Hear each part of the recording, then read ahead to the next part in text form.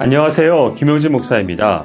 이 영상은 성경 통독하시는 데 도움을 드리기 위해 마련한 영상입니다. 통독을 하면서 익숙하지 않은 배경과 내용들로 인해 어려움을 겪는 성도분들이 조금이나마 도움이 될까 싶어 마련한 것인데요. 조금만 관심을 기울이시면 읽으시는데 유익이 있을 겁니다. 그럼 오늘 읽을 부분에 대한 안내를 해드리겠습니다.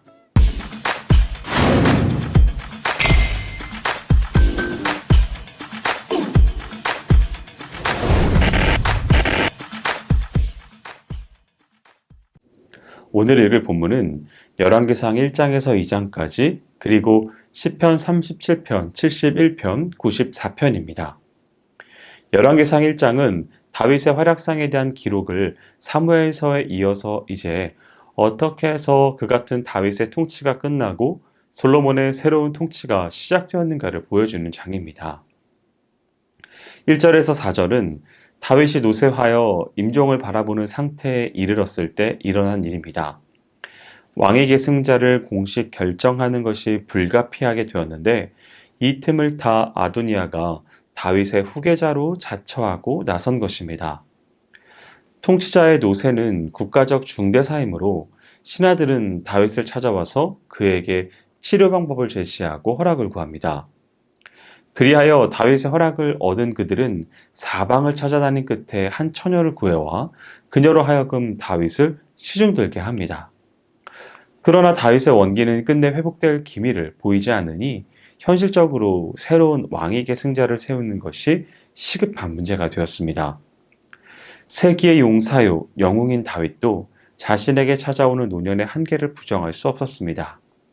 따라서 우리는 지위, 재능, 소유에도 불구하고 인간은 여전히 한계 있는 존재임을 철저히 깨달아 우리의 목숨이 다하는 그날까지 우리에게 삶과 기타 모든 것을 허락하신 하나님을 경외하며 그분의 뜻 가운데서 삶을 영위해야 하겠습니다.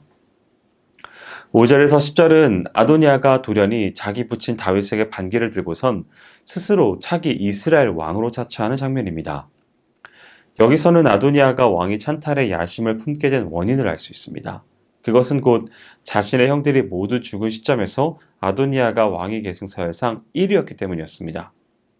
또한 그는 압살롬과 마찬가지로 용모가 준수하였으며 다윗의 총애를 받고 있었습니다.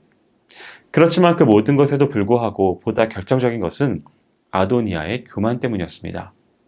즉 그는 하나님의 뜻이 무엇인지를 묻지도 않고 스스로 높여 왕이 되려 했던 것입니다. 그러나 이상과 같은 치밀한 준비를 거쳐 일으킨 아도니아의 거사도 결국 하나님께서 예정하신 왕 솔로몬의 즉위를 막지는 못했습니다. 오히려 이는 솔로몬의 즉위 시기를 앞당겨 주었을 뿐 아도니아의 거사는 실패하고 맙니다. 이는 하나님의 뜻이 아니고서는 그 어떤 일도 일어날 수 없음을 알 수 있습니다. 11절에서 40절은 나단의 주도하에 영모를 저지하는 내용이 소개되고 있습니다. 나단은 솔로몬의 모친 밧세바를 다윗에게 보내어 아도니아의 반역 사건을 고하게 합니다. 다음으로 나단 자신도 다윗에게 나아가 솔로몬을 향해 하나님의 언약을 강력하게 일깨워 줍니다. 밧세바와 나단의 보고를 접한 다윗은 솔로몬을 자신의 계승자로 확약한 후 측근들에게 명하여 신속히 솔로몬의 대관식을 거행합니다. 솔로몬은 기름 부음 받은 왕으로서 다윗의 권력을 이어받아 하나님을 대신하여 이스라엘을 통치하는 하나님의 일꾼이 됩니다. 사단은 우리의 마음에 부합하는 온갖 그럴듯한 것들로 우리를 유혹합니다. 그러나 아도니아를 추종했던 자들의 결국이 실패했듯이 사단을 추종하는 자들의 결국 또한 영원한 죽음과 패망이 있을 뿐입니다. 그 길은 자신의 몫으로 주어진 십자가를 지고 가야 하는 길이지만 끝까지 이기는 자에게는 생명의 면류관이 약속되어 있습니다. 41절에서 53절은 솔로몬의 즉위에 이어 이제 그 소식이 아도니아 및 반역의 무리들에게 전달되는 장면과 아도니아의 교만함이 솔로몬의 권위 아래에서 여지없이 부서지는 장면이 나옵니다. 이 단락은 앞에 15절에서 27절과 상황이 비슷합니다. 즉 다윗 왕과 아도니아 왕은 둘 다 자신도 모르는 사이에 진행된 사건의 소식을 전해 듣습니다. 그리고 둘 다 그 사건의 진위 여부에 대해 의문을 품습니다. 여기서 들려온 소식의 내용은 곧 자신 외에 다른 왕이 즉위하였다는 사실입니다. 그러나 전해져온 위기의 소식에 대한 대처가 다릅니다. 다윗은 마치 단호하고 신속하게 신하들을 모으고 명령을 내립니다. 그러나 아도니아는 흩어지는 무리를 결속하지 못한 채 결국은 스스로가 솔로몬의 명령을 듣는 처지가 되고 맙니다. 과연 이러한 처지는 어디서 비롯된 것일까요? 그것은 곧 하나님의 언약에 기초한 왕권과 스스로 높임에 기초한 왕권의 차이입니다. 그러기에 좋은 소식이 도래하길 바랬던 아도니아의 기대는 여지없이 무너지고 말았습니다. 이와 같은 데서 우리는 인간의 참된 희망의 근원이 어디에 있는지를 깨달을 수 있습니다. 우리는 참된 삶의 근원인 하나님의 장중에 온전히 붙들림 받은 인생을 살아가야 하겠습니다. 열왕기상 2장은 솔로몬의 왕권이 견고하게 확립되는 과정을 보여주고 있습니다. 1절에서 12절은 다윗이 자신의 임종을 앞두고서 솔로몬에게 유언을 남기는 장면입니다. 그리고 다윗 시대가 완전히 끝나고 솔로몬의 통치 시대가 막을 열게 되었음을 보여주고 있습니다. 다윗은 먼저 솔로몬에게 여호와의 명령을 지켜 하나님 앞에서 진실되이 행하라고 당부합니다. 그리고 그렇게 할 때 솔로몬은 물론 그 후손들도 형통케 될 것이라고 가르칩니다. 이러한 다윗의 유언은 인간 다윗의 파란만장한 생애를 생각나게 해줍니다. 즉 다윗은 하나님을 잘 섬김으로써 지금껏 하나님의 도움을 받아 형통한 삶을 살아왔음을 회상하고선 솔로몬에게도 동일한 삶을 살 것을 당부하고 있는 것입니다. 다음으로 다윗은 솔로몬에게 과거 하나님께서 세우신 왕권을 거슬러 행했던 요압 및 시므이를 처벌할 것과 공신 바실레의 아들들을 후대할 것을 명합니다. 이는 곧 솔로몬으로 하여금 구 시대의 잔재를 깨끗이 청산하고 새 시대의 새로운 기강을 확립토록 하기 위한 당부였습니다. 13절에서 25절은 왕의 찬탈을 꾀하고서도 여전히 회개치 아니한 채 음흉한 마음을 품은 아도니아가 제거되는 장면이 나옵니다. 아도니아는 바세바에게 나타나 자신이 다윗의 뒤를 이어 왕이 될 수 있었는데도 불구하고 솔로몬에게 왕위를 빼앗겼음을 탄식합니다. 그리고 이에 대한 대가로 아비삭을 아내로 삼으려 하니 솔로몬에게 대신 청을 올려달라고 요구합니다.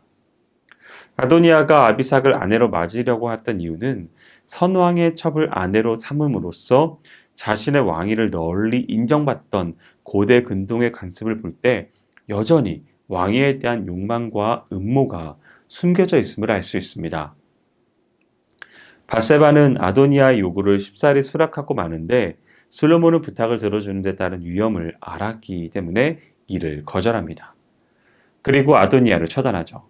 솔로몬은 신정 왕국의 통치자로서 사사로운 혈연에 매이지 않고 중요한 선택을 한 것입니다. 26절에서 46절은 솔로몬이 아도니아의 반역 사건에 가담하였던 동조자 아비아달과 요압 및 시므이에 대해서 징벌을 가하는 장면입니다. 솔로몬은 아비아달에 대해서 제사장 직분을 박탈하고 그의 고향 아나도스로 추방합니다. 이는 하나님의 예언의 성취의 면으로 볼 수 있습니다. 하나님께서는 엘리 가문의 제약과 관련하여 그 가문의 제사장직을 폐하고 새로운 제사장을 세우리라고 하셨는데 아비아달이 파면되고 사독 가문이 제사장직을 수행하게 되었으니 하나님의 말씀대로 이루어진 것입니다. 한편 요압은 아도니아와 아비아달이 제거되었다는 소문을 듣자 재빨리 여호와의 장막으로 달아나 제단불을 잡습니다. 이는 곧 자신의 죄를 사면받고자 도피처로 피신한 행위입니다. 그러나 요압이 제단불을 잡았다 하더라도 그의 죄를 사면받을 수는 없었습니다. 시므이는 사울 가문을 추종하던 베냐민 지파로서 일찍이 다윗에게 지독한 저주를 퍼부었던 자였습니다.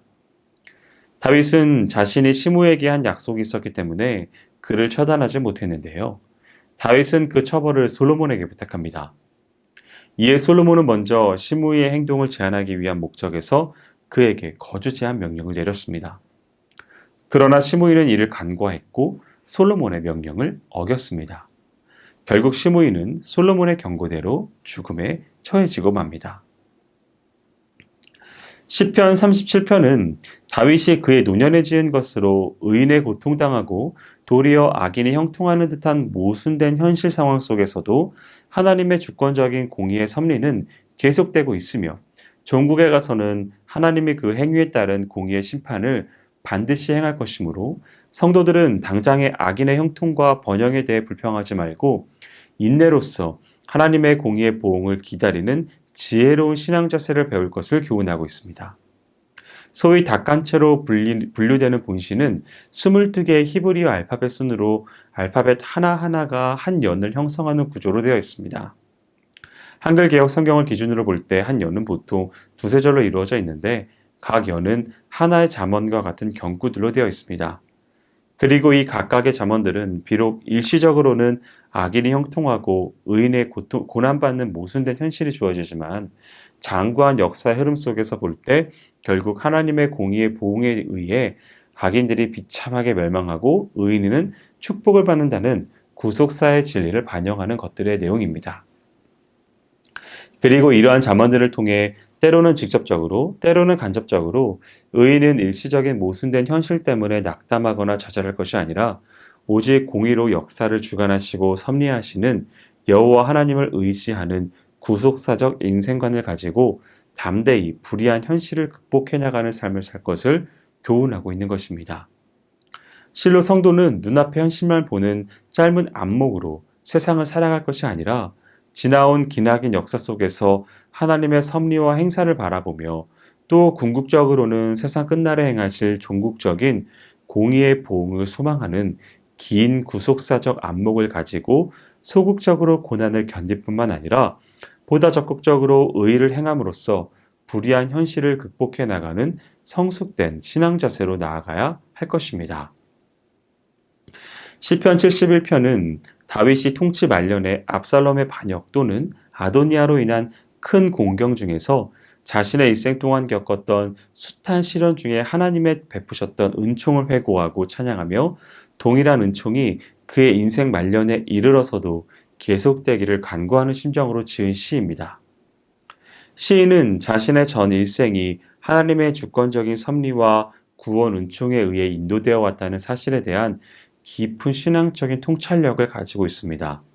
따라서 시인은 극심한 위기 상황에 처해 있으면서도 또 그것도 인간이면 누구나 다 연약하기 쉬운 일생 말년에 극심한 고난을 당하면서도 두렵고 초조한 마음으로가 아니라 오히려 여호와께 대한 깊은 신뢰를 가지고 있었던 것입니다. 하나님의 보호와 인도하심은 시인에게만 주어지는 것이 아닙니다. 하나님은 자신의 택한 백성이면 누구에게나 동일한 은총을 베푸십니다. 그럼에도 불구하고 우리는 시인과 같은 상황에 처했을 때 흔들림 없이 여호와를 의뢰하기란 쉽지 않습니다. 그러기 위해 우리에게는 우리의 삶 전체를 가장 선한 길로 인도하시는 하나님의 섭리의 손길을 바라보는 구속사적 인생관에 보다 확고히 서서 삶을 사는 신앙 자세를 갖는 것이 필요하다 하겠습니다. 시편 94편은 하나님의 언약 백성들이 압제자의 폭정으로 말미암아 고통으로 신음하는 상황 속에서 압제자들의 악행을 하나님께 고발하고 그들에 대한 하나님의 공의로운 심판을 요청하는 내용의 시입니다. 이런 내용을 마치 재판 광경을 연상케 하는 장면으로 묘사하는데 특별히 하나님을 재판관으로 묘사하고 있습니다.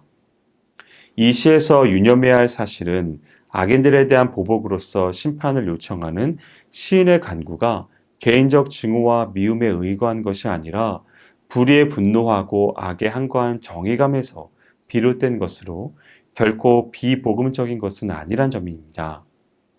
오히려 하나님의 공의에 입각한 정당한 요청이자 악을 미워해야 할 성도들이 마땅히 가져야 할 분노로 악인들의 범죄를 신랄하게 비난했던 선지자들의 외침과 같은 선상에서 이해돼야 합니다.